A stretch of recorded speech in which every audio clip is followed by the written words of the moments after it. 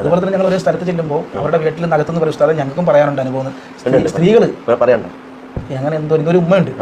ആ ഉമ്മ ഷെയ്ഖുനാക്ക് ഹൃദയത്തിന് കംപ്ലൈന്റ് ആയിട്ട് CM വരെ കാണാൻ വേണ്ടി ചെന്നു. അപ്പോൾ ഉമ്മയടുത്ത് ഷെയ്ഖുന പറയാം, ഹൃദയം എന്തിനാണ് ഉമ്മ, ദീർഘായുസ് ഉണ്ടല്ലോ.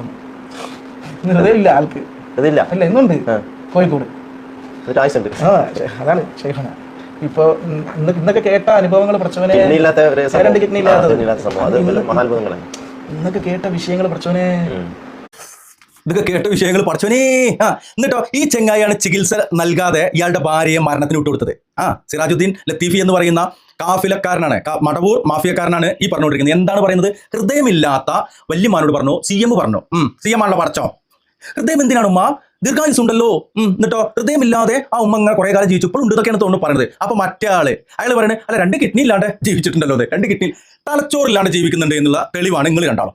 നിങ്ങൾ കണ്ടാളല്ലോ കേട്ടോ. നിങ്ങളെ പോലെ കുറേ തലകെട്ടിയവരുണ്ട്. തലച്ചോറില്ലാതെ മനുഷ്യന്മാർക്ക് ജീവിക്കാൻ പറ്റുന്നതിന്റെ തെളിവാണ് ഈ ജന്മങ്ങൾ.